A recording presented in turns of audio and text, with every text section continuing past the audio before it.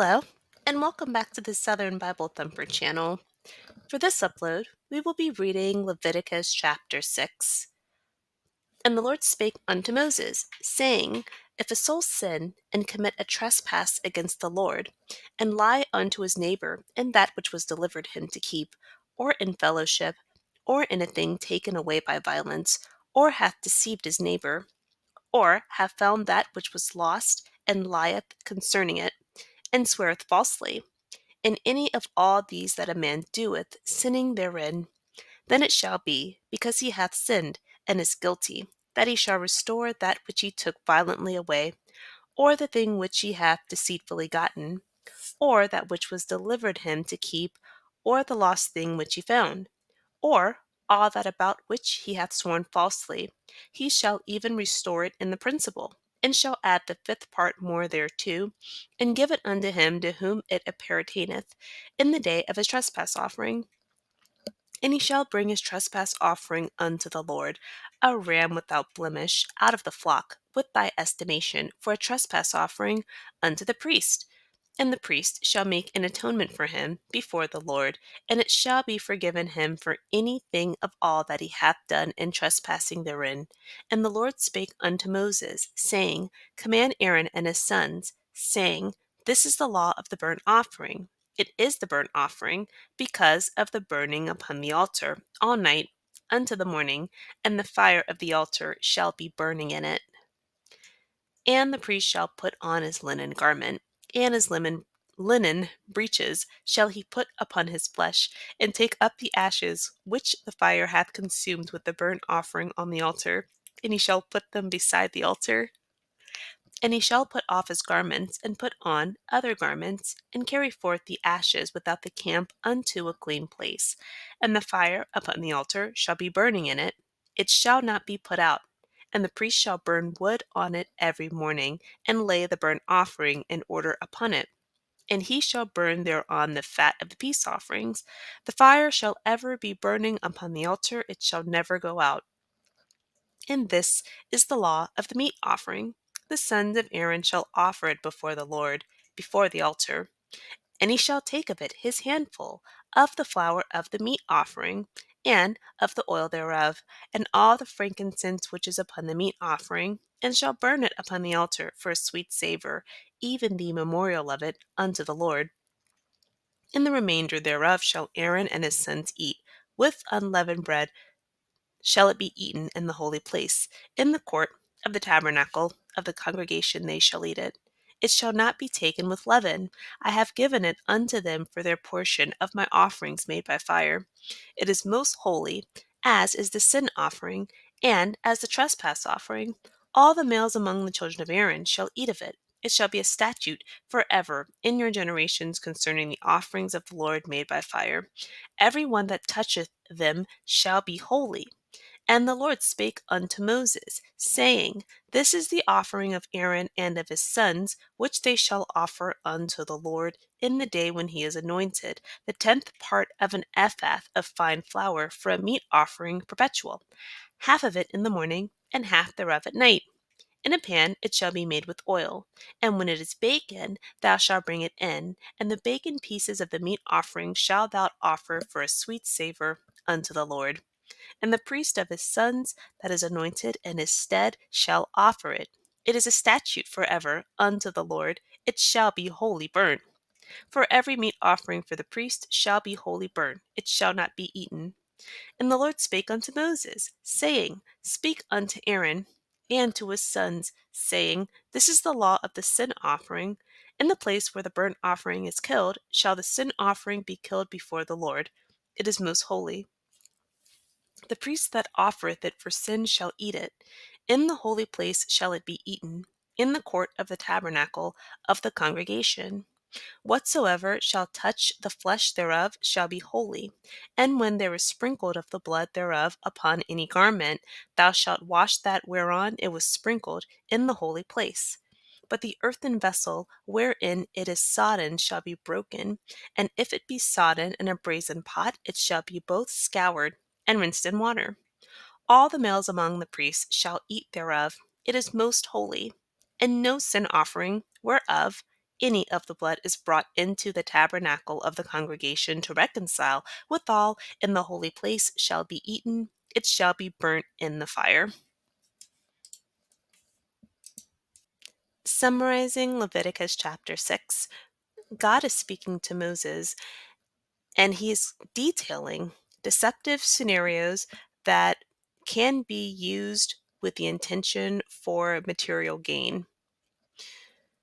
So he's giving different scenarios and saying that a person who does this with the intention of material gain has sinned against God.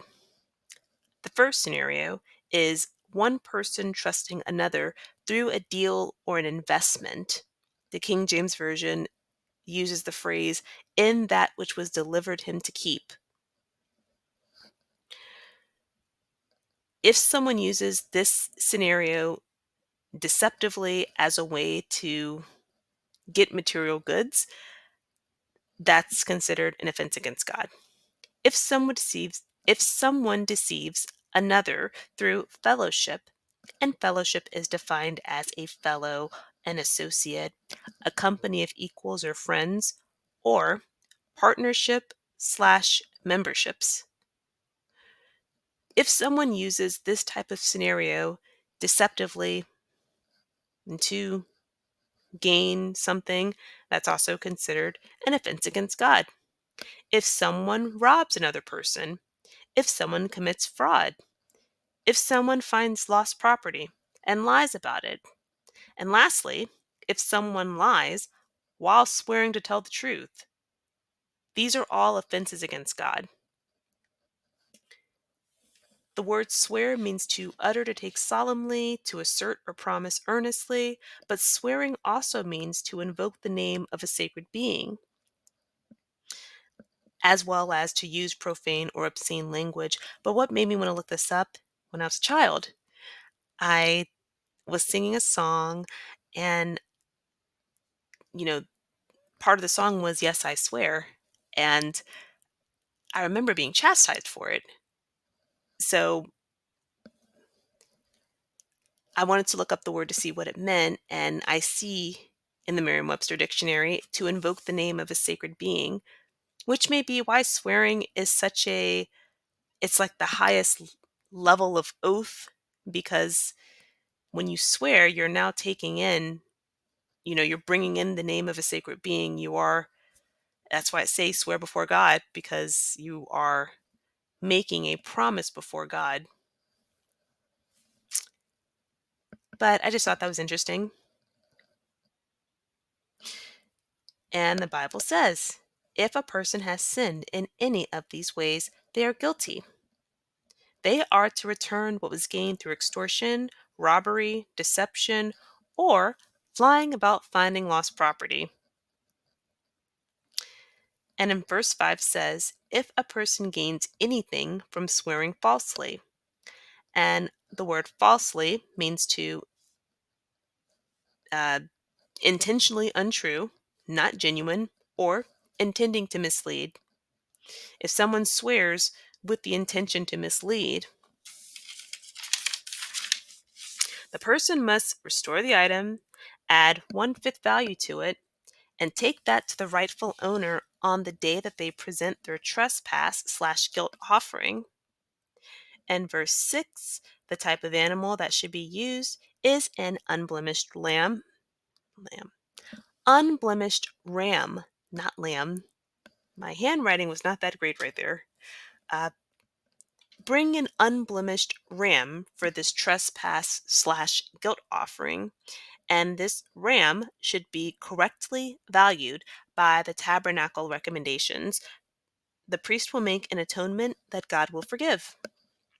Verse 9, God tells Moses to communicate to Aaron the law of the peace/burnt offering, and this is where the offering is supposed to burn all night.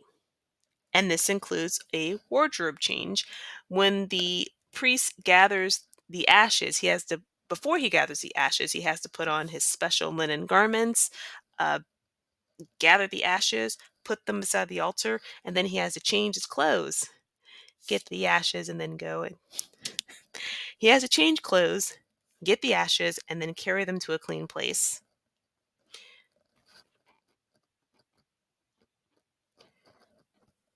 Verse 14, this is the law of the meat/grain offering. And Aaron and his male descendants are given a permanent allotment of this meat/grain offering, but they're supposed to eat it in the tabernacle court. Also here in verse 20, it says that Aaron and his sons shall offer about 2 quarts or 1/10 an ephah of fine flour for a meat offering. And so I did have a question here, which that's something that I'll have to seek God for more clarification on. But Aaron and his sons, they're priests, and they have to do special rituals which require a lot of time. They have to assist other people with their sacrifices. So they don't have regular jobs, which is why these offerings make sense, because part of it is provision for the religious officials. But in verse 20, when it says Aaron and his son shall offer, a meat offering, this is where I question it.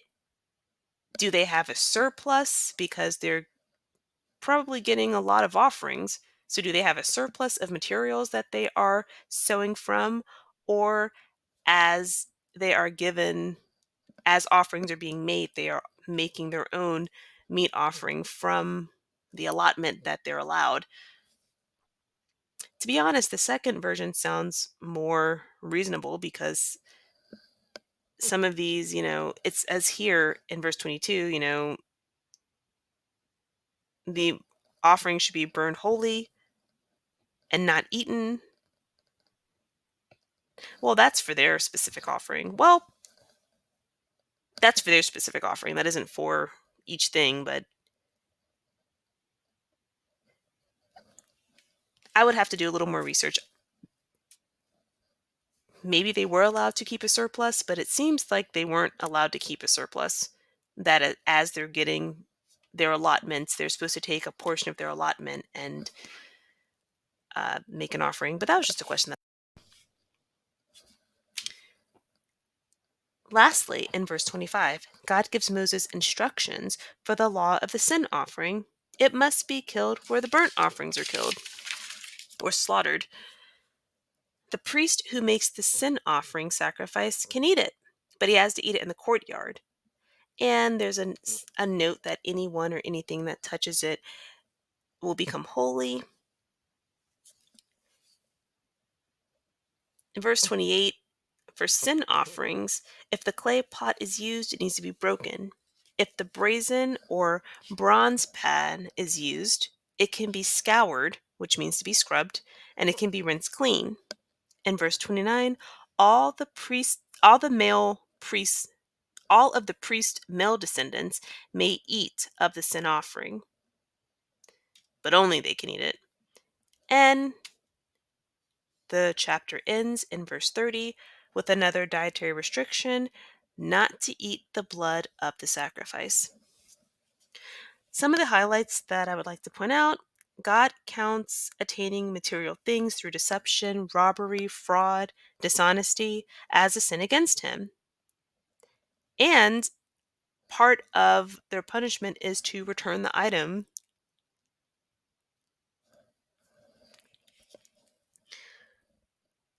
And if a person gains from swearing falsely, the guilty person must return the item, add fifth value to it, and take that to the owner, in addition to making a burnt offering or a sin trespass offering.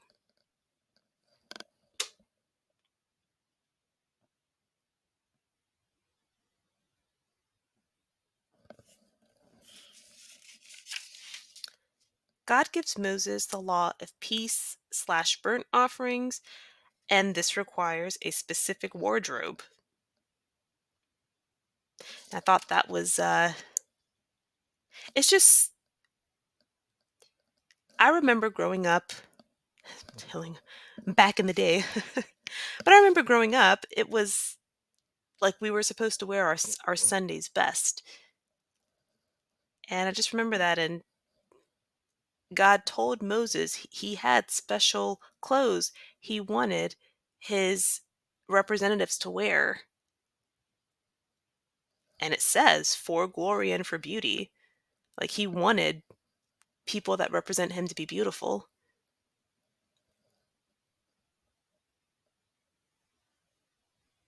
Requires wardrobe change. God gives Moses the law of meat/grain offerings, which includes a dietary restriction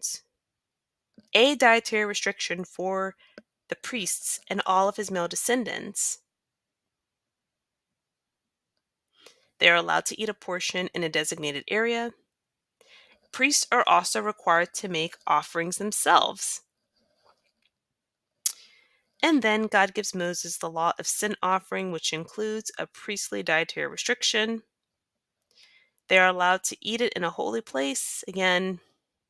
And then verse 30, re-emphasizing that blood should not be eaten. God also said that blood should not be eaten in Leviticus chapter 3, verse 17. He also says fat shouldn't be eaten. And then in Genesis chapter 9, verse 4, God first states that Noah is not supposed to eat the blood of the animal. He also calls it the life of the animal. I took the liberty to look up some blood dishes, or just Google, are there any American foods that include blood? And for the most part, no. There was even one site that said the use of blood in American food is prohibited for the most part for sanitary reasons. So there is some hope. Our country, at the core, does still honor some of these things that God told Moses, said in the Bible, even way back then. So there is hope for our country. There's hope. So that was Leviticus chapter 6, and the next upload will be Leviticus chapter 7. Thank you so much for watching.